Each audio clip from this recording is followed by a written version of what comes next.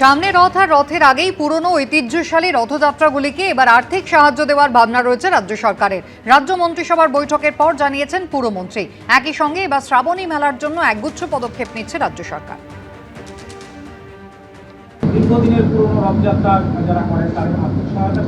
হ্যাঁ, সেগুলো মাননীয় মুখ্যমন্ত্রী সে বিষয়ে কথা বলেছেন। তার ইচ্ছে যেগুলো খুব পুরনো অনেক দিনে সেগুলোকে আমরা সেইভাবেই দেখব।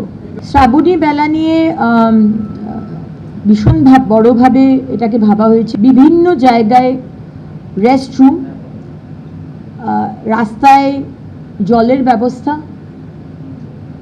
ডক্টরসদের camp, health camp, toilets, bio toilets, unconstructed toilets. চন্দননগরের আমাদের যারা লাইটের কাজ করেন তাদেরকে দিয়ে সমস্ত রাস্তাগুলোকে সাজানো হবে। ভক্তবৃন্দ যান, অত্যন্ত গরম রাস্তাগুলো হয়, তাই জন্য আমরা ঠিক করেছি তাদের পায়ে যাতে ছ্যাঁকা না লাগে, কষ্ট না হয়, তাই জন্য জায়গায় জায়গায় আমরা জুটের কার্পেট পেতে দেবো এবং সেই কার্পেটের ওপরও আমরা জল ঢেলে দেবো যাতে তাদের পায়ে কোনো অসুবিধা না হয়, ছ্যাঁকা না লাগে।